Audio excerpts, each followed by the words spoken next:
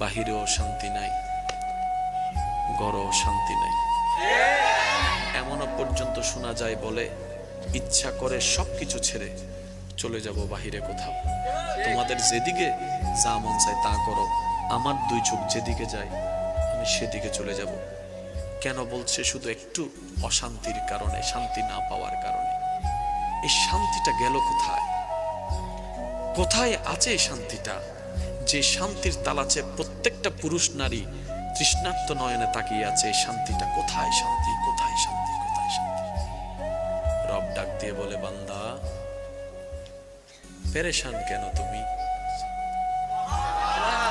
বান্দা বলে, মওলা শান্তি নাই। খাওয়াই যারে সেই পরে বদনাম করে, যাকে গর্ত থেকে তুলি সেই উল্টাই গর্তে ফেলে।